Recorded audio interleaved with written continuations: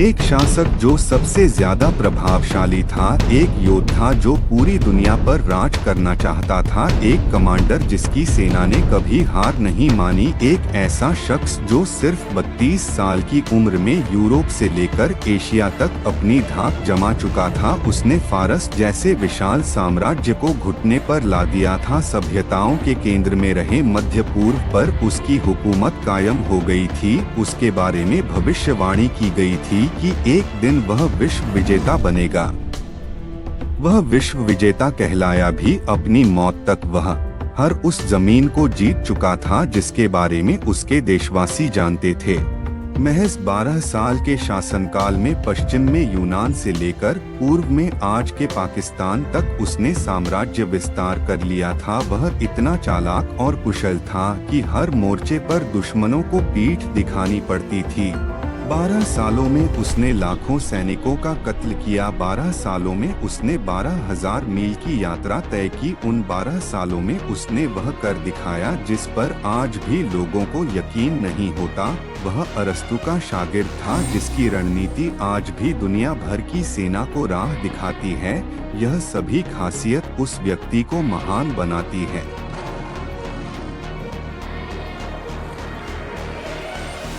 वह कोई और नहीं बल्कि मैसेडोनिया का किंग अलेक्जेंडर द ग्रेट था, जिसे हम सिकंदर महान के नाम से जानते। उसकी न्याय उपलब्धियों और युद्ध में अभूतपूर्व कामयाबी ने उसे वह मुकाम दिया जिससे दुनिया की हर सेना अपनी तुलना करती है। उसे आज भी एक महान सैन्य रणनीतिकार, एक प्रगतिशील शासक और एक करिश्माई नेता के रूप में याद किया जाता है। इसलिए हर कोई जानना चाहता है कि आखिर सिकंदर इतना महान कैसे बना। उसने कैसे महज 32 साल की उम्र में इतने सारे देशों पर कब्जा कर लिया। इतनी बड़ी लड़ाई सिकंदर ने आखिर कैसे लड़ी।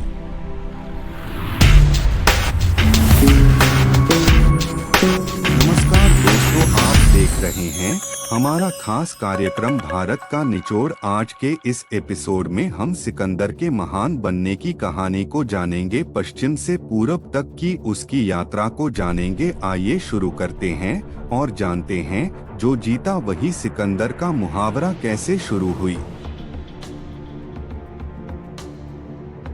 मैसेडोनिया के रहने वाले सिकंदर का जन्म 356 ईसा पूर्व में हुआ था। उसका जन्म मैसेडोनिया की राजधानी पेला में हुआ था। उसकी मां का नाम ओलंपियाज था और पिता का नाम फिलिप द्वितीय था। फिलिप मैसेडोनिया का राजा था। ओलंपियाज उसके पिता फिलिप द्वितीय की तीसरी या चौथी पत्नी थी। ओलंपिया इस मामले में अहम थी कि उन्होंने परिवार में पहले लड़के को जन्म दिया था, यानी सिकंदर के रूप में उन्होंने राज्य को उत्तराधिकारी दिया था। सिकंदर बचपन से ही बहादुर और जिद्दी किस्म का शख्स था। जो ठान लेता उसे करके ही मानता था। उसका स्वभाव देखते हुए पिता फिलिप ने उसे किसी मामूली शिक्षक के भरोसे छोड़ देना ठीक नहीं समझा। इसलिए अपने समय के सबसे बड़े विद्वान अरस्तु को सिकंदर की शिक्षा का भार सौंपा। 13 साल की उम्र से ही सिकंदर ने अरस्तु से शिक्षा लेना प्रारंभ किया। अरस्तु ने सिकंदर को नीतिशास्त्र और राजनीतिक विज्ञान की शिक्षा दी। सिकंदर ने अरस्तु से यूनानी संस्कृति पर आधारित शिक्षा भी प्राप्त की, इसीलिए उसे दर्शन शास्त्र पढ़ाया गया। सभी शिक्षित यूनानियों की तरह एलियाड और ओडिसी कविता लिखने वाले प्राचीन यूनानी कवि होमर पर महारत हासिल थी। एलियाड एक महाकाव्य है जिसमें ट्रॉय शहर और यूनानियों के बीच अंतिम वर्ष के युद्ध की कहानी बताई गई है। कहते हैं कि सिकंदर होमर की कुछ कविता को अपने तकिया के नीचे रखकर सोता था। कहा जाता है सिकंदर के विश्व विजेता बनने में अरस्तु की शिक्षा की सबसे बड़ी भूमिका थी। अरस्तु सिकंदर को वीर रस की कहानियां सुनाते थे और युद्धों को जीतने के गुर सिखाते थे। अरस्तु ने उन कठिन सिद्धांतों के बारे में भी उसे बताया जिससे उस समय के दार्शनिक अपने खास शिष्यों को ही बताया करते थे। ऐसा कहा जाता है कि सिकंदर जब विश्व विजय के अपने अभियान पर निकला तब अरस्तु ने उन सिद्धांतों पर कुछ किताबें लिखी। किताब की बात सुनकर सिकंदर ने तुरंत अरस्तु को पत्र लिखकर ऐतराज जताया और कहा, आपने जो ज्ञान सिर्फ मुझे ही दिया था अगर वह सब तक पहुंच गया तो फिर मेरी शिक्षा और दूसरों की शिक्षा में अंतर ही क्या रह जाएगा। बहरहाल 332 ईसा पूर्व में जब सिकंदर महज 20 साल का था, तब एक दुखद घटना घटी। उसके पिता फिलिप की हत्या कर दी गई। फिलिप की मौत की खबर से कई राज्यों में विद्रोह जैसे हालात पैदा हो गए। इन राज्यों में थब्स, एथेंस, थिली आदि शामिल थे। असल में फिलिप के मरने के बाद एक नए राजा के बनने का संघर्ष शुरू हुआ, क्योंकि कई छोटी छोटी रियासतों के शासक खुद को फिलिप का उत्तराधिकारी बताने लगे। लेकिन सिकंदर में सत्ता हासिल करने का जोश और जुनून चरम पर था। ऐसे में महज 20 साल के सिकंदर के सामने जीवन की सबसे बड़ी चुनौती खड़ी थी। साम्राज्य बचाने के लिए उसने मैसेडोनिया राजकुमार समेत कई लोगों की हत्या कर दी। अपने एक सौतेले भाई फिलिप एरिड को छोड़कर उसने अपने सभी भाइयों, चचेरे भाइयों और उन सारे लोगों को मार डाला जो उसके राजा बनने के रास्ते में रुकावट बन सकते थे। इस संघर्ष में सिकंदर ने अपने सभी विरोधियों का सफाया कर दिया और मात्र 20 साल की उम्र में वह राजा बन गया। यानी सिकंदर ने अपने शासनकाल की शुरुआत सिंहासन के प्रतिद्वंदियों को खत्म करके की। इसके बाद सिकंदर ने 12 सालों तक शासन किया। असल में वह बेहद महत्वाकांक्षी व्यक्ति था। उसमें दुनिया को जीतने की धुन सवार थी।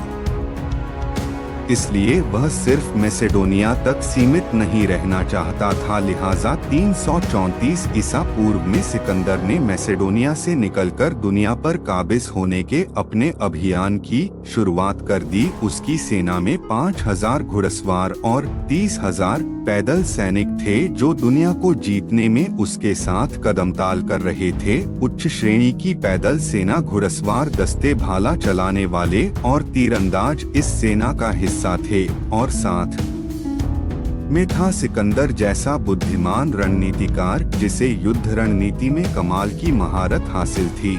मैसेडोनिया ग्रीक का एक राज्य था, लेकिन सिकंदर की मंशा पूरे ग्रीक पर शासन करने की थी। सिकंदर जानता था कि वह सिर्फ भय और हथियार के बल पर ग्रीक पर शासन नहीं कर सकता। इसलिए उसने ग्रीक पर अपनी हुकूमत के लिए राष्ट्रवाद और देशभक्ति का सहारा लिया। एक सदी पहले ग्रीक पर फारस के असफल आक्रमण का बदला लेने के लिए उसने फारस पर अपना ध्यान लगाया। उस संघर्ष में थर्मोपाइले की प्रसिद्ध लड़ाई शामिल थी, जहां 300 स्पार्टन योद्धाओं ने हजारों फारसी सैनिकों के खिलाफ जंग लड़ी थी। फारस साम्राज्य ने 200 से अधिक सालों तक भूमध्य सागर से जुड़े इलाकों पर शासन किया। यह साम्राज्य इतिहास के वास्तविक सुपर पावर में से एक था। सिकंदर ने एक प्रचार अभियान बनाया कि मैसेडोनियन यूनानियों की ओर से फारस पर आक्रमण करने जा रहे हैं। हालांकि एक सदी पहले जब फारस साम्राज्य और यूनानियों के बीच जंग हुई थी, तब उसमें मैसेडोनिया शामिल नहीं था। इसलिए वह यूनानियों को भरोसा दिलाता है कि वह उनका बदला लेने के लिए फारस पर आक्रमण करने जा रहा है। लिहाजा विश्व विजेता बनने की शुरुआत उसने फारस पर हमला करके शुरू किया, जहां उसकी सेना का परीक्षण दुनिया की सबसे बड़ी और सबसे अच्छी प्रशिक्षित लड़ाकू सेना के खिलाफ होना था। फारसी घुड़सवार सेना और तीरंदाज भी प्रसिद्ध थे, साथ ही डरांती रथ भी थे जो अपनी तेज धार वाले पहियों से दुश्मन की पैदल सेना को मार गिराते थे। इस अभियान में फारस की सेना ने सिकंदर का सबसे पहला सामना 334 ईसा पूर्व में ग्रेनिकस की लड़ाई में किया। ग्रेनिकस एक नदी थी जिसके पास जंग हुई। यह आधुनिक पश्चिमी तुर्की में लड़ा गया था। सिकंदर ने पश्चिमी तुर्की के तट पर आगे बढ़ते हुए 20,000 फारसी घुड़सवारों की एक सेना को हराया। इसमें हजारों सैनिकों की मौत हुई और करीब 2000 सैनिकों को उसने बंदी बना लिया। यह फारस साम्राज्य के खिलाफ सिकंदर की पहली बड़ी जीत थी। फारसों के खिलाफ दूसरी लड़ाई 333 ईसा पूर्व में हुई, जो इस्सुस की लड़ाई के नाम से प्रसिद्ध है। यह आधुनिक दक्षिण तुर्की में लड़ा गया था। इस जंग में उसका सामना फारस के राजा डेरियस तृतीय से हुआ, जिसके पास कुल 2.5 मिलियन सैनिकों की कमान थी। उसके पास 10,000 पैदल सैनिकों की एक खास रेजिमेंट थी, जिनकी तादाद कभी नहीं बदली। इस दस्ते को अमर सेना कहा जाता था। जब एक आदमी मारा जाता तो दूसरा उसकी जगह लेने के लिए खड़ा हो जाता था, यानी कुल संख्या हमेशा पूरी रहती थी। इन सब के बावजूद करीब 18 महीने में सिकंदर ने वर्तमान के तुर्की से फारस का सफाया कर दिया। इसके बाद सिकंदर की आर्मी दक्षिण की ओर बढ़ चली। उसने वर्तमान के सीरिया, लेबनान और इजराइल की ओर रुख किया। इन इलाकों में उसकी सेना भूमध्य सागरीय तट से होते हुए पहुंची। इसका मकसद समुद्र तटीय इलाकों में फारस के बंदरगाहों पर कब्जा करना था। भूमध्य सागर के पूर्व में यह बंदरगाह फासियों के नौसैन ठिकाने थे। जैसे सिकंदर उन्हें वंचित करना चाहता था, सिकंदर ने इन पर कब्जा कर फारस को और कमजोर कर दिया, साथ ही यहाँ के शहरों को अपने अधीन कर लिया। इसके बाद सिकंदर ने 332 ईसा पूर्व में मिस्र में प्रवेश किया, जो गाजा पर कब्जा करने के बाद 2 शताब्दियों तक फारसी शासन के अधीन था। गाजा की घेराबंदी करके सिकंदर ने आसानी से मिस्र पर कब्जा कर लिया। यहाँ के फारसी गवर्नर ने तुरंत ही हथियार डाल दिया। उसने मिस्र के उत्तरी तट पर अलेक्जेंड्रिया शहर की स्थापना की और उस शहर को ग्रीक संस्कृति और व्यापार का केंद्र बनाया। कुछ महीने यहाँ बिताने के बाद सिकंदर 331 ईसा पूर्व में मेसोपोटामिया की ओर बढ़ गया। यहाँ उसका सामना फारस के राजा डेरियस से हुआ। यहाँ दोनों पक्षों के बीच गोगोमेला की लड़ाई लड़ी गई। यह युद्ध 331 ईसा पूर्व में उत्तरी इराक में एरबिल के पास लड़ा गया। दोनों पक्षों के बीच जबरदस्त जंग हुई, जिसमें डेरियस की आर्मी तहस-नहस हो गई। एक लंबी जंग के बाद 330 ईसा पूर्व में सिकंदर की सेना ने फारस की सेना को हरा दिया।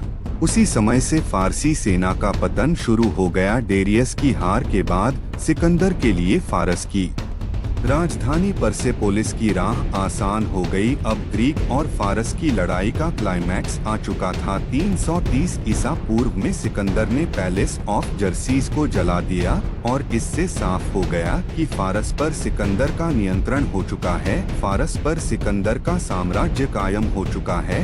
गोगोमेला की लड़ाई में डेरियस की पराजय को मानव इतिहास के निर्णायक मोड़ों में से एक के रूप में देखा जाता है, जिसके बाद फारसी प्राचीन दुनिया की सबसे बड़ी शक्ति नहीं रहे। करीब 2 साल सिकंदर फारस के अलग अलग जगहों पर दौरा करता रहा।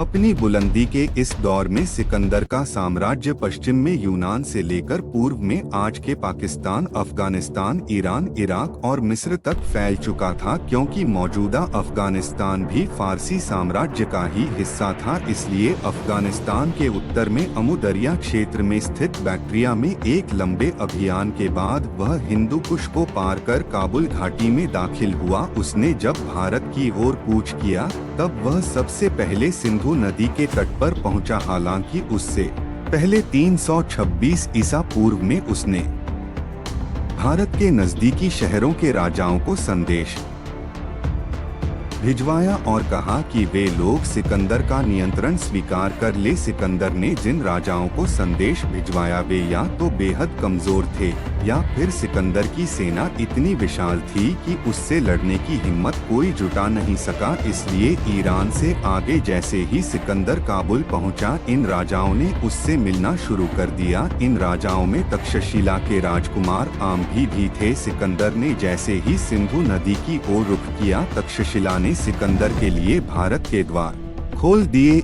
इन क्षेत्रों में तक्षशिला के राजकुमार अम्भी और झेलम तथा चिनाब के बीच राज करने वाले राजा पोरस का नियंत्रण था सिकंदर के प्रति अपनी निष्ठा दिखाने के लिए उन्होंने सिकंदर को करीब 5000 सैनिक और 65 हाथी भेंट किए ताकि वह आगे के अभियानों में और मजबूत हो सके। राजकुमार अम्भी की इसके पीछे एक नियत थी, वह चाहता था कि सिकंदर उसके दुश्मन राजा पोरस से लड़ाई में उसका साथ दे। अगर रणनीतिक नजरिए से देखा जाए तो इस इलाके के हर राज्य को जीतना सिकंदर के लिए बहुत आसान था। इसकी वजह थी कि अम्भी और पोरस ने साथ मिलकर सिकंदर को रोकने की कोशिश ही नहीं की। अगर उन्होंने संयुक्त मोर्चा स्थापित कर दिया होता तो खैबर दर्रा सुरक्षित नहीं होता और सिकंदर की जीत इतनी आसान नहीं होती, क्योंकि काबुल के बाद सिंधु नदी पर पहुंचने के लिए खैबर दर्रा को लांघना जरूरी था, जो सिकंदर ने आसानी से कर लिया।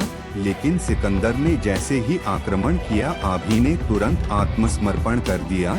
लेकिन झेलम नदी पार करते समय सिकंदर को पहली बार सबसे कठिन विरोध का सामना करना पड़ा, जब राजा पोरस ने सिकंदर का बड़ी मुस्तैदी से विरोध किया। पंजाब में झेलम के आसपास शासन करने वाले पोरस बेहद ताकतवर थे। यहाँ जितने छोटे छोटे राज्य थे उनमें पोरस को काफी शक्तिशाली शासक माना जाता था। सिकंदर को उसके मुखबिर से पता चला कि पोरस के पास एक बड़ी सेना है जिसमें कई भीमकाय हाथी भी शामिल हैं। चूंकि सिकंदर के लिए यह नई बात थी, इसलिए हाथियों से लड़ना एक बड़ी चुनौती थी। इसके बावजूद सिकंदर की सेना पोरस को हराने का दावा कर रही थी, लेकिन उसी दौरान मानसून शुरू हो गया। इससे सिकंदर की आर्मी की मुश्किलें बढ़ गई। एक तरफ बारिश और दूसरी तरफ जबरदस्त गर्मी का सामना करना पड़ रहा था। ऐसे में सिकंदर ने सोचा कि अगर बाकी राजाओं की तरह पोरस भी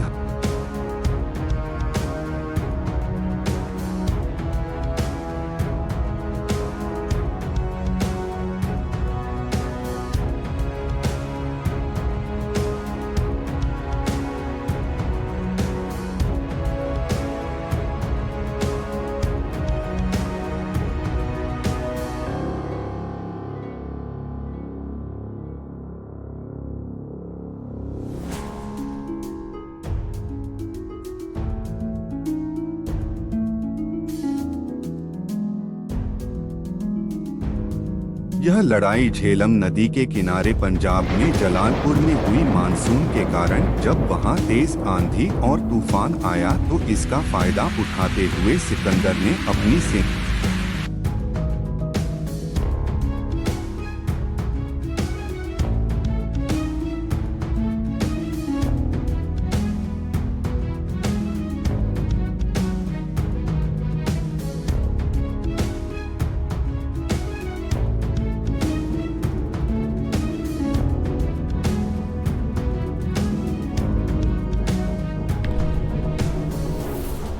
कि उनकी सेना में हाथियों की तादाद बहुत ज्यादा थी। खैर युद्ध शुरू हुआ। पोरस की सेना हाथियों को आगे कर सिकंदर की सेना से लड़ रही थी। हाथियों पर सवार होकर लड़ना सिकंदर की सेना के लिए बिल्कुल अलग और नई बात थी, लेकिन उस इलाके में लंबे समय से रहने के चलते सिकंदर के सैनिकों ने हाथियों से लड़ने का तरीका काफी हद तक सीख लिया था। इस भीषण लड़ाई में दोनों तरफ से लोग मारे गए। जब तक पोरस लड़ने की स्थिति में थे उन्होंने सिकंदर का जमकर मुकाबला किया, लेकिन दुश्मनों से बहुत ज्यादा घिर जाने के बाद उन्होंने हथियार डाल दिया। ऐसा कहा जाता है कि पोरस ने वीरता के साथ लड़ाई लड़ी और काफी संघर्ष के बाद उनकी हार हुई। इस युद्ध को हाइडेस्पीस की लड़ाई कहा जाता है। असल में यह लड़ाई झेलम नदी के किनारे लड़ी गई थी और झेलम का ही दूसरा नाम हाइडेस्पीस रिवर है। मौजूदा वक्त में यह स्थान पाकिस्तान के पंजाब प्रांत में है। इस लड़ाई में पोरस की हार के बाद सिकंदर और पोरस की मुलाकात हुई।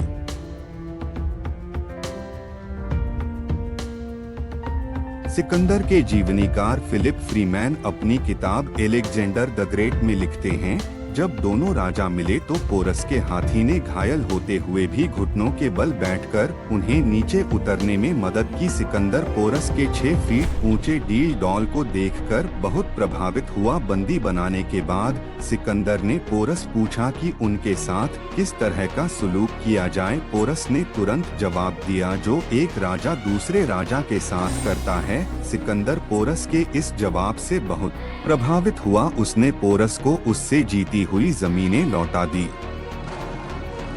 पोरस को हराकर सिकंदर गंगा की ओर जाना चाहता था, इसलिए उसने पूर्व की ओर रुख भी किया, लेकिन पंजाब की 5 नदियों में से अंतिम व्यास तक पहुंचने पर उसके सैनिकों ने उसका साथ देने से इनकार कर दिया। भारत की प्रचंड गर्मी में लड़ने के बाद थकी हुई यूनानी सेना ने आत्मसमर्पण कर दिया। इसने सिकंदर को वापस मुड़ने के लिए मजबूर कर दिया और वह दक्षिण की ओर सिंधु नदी के साथ आगे बढ़ते हुए उसके डेल्टा तक पहुंच गया, जहां उसने अपनी सेना का एक हिस्सा समुद्र के रास्ते मेसोपोटामिया भेज दिया।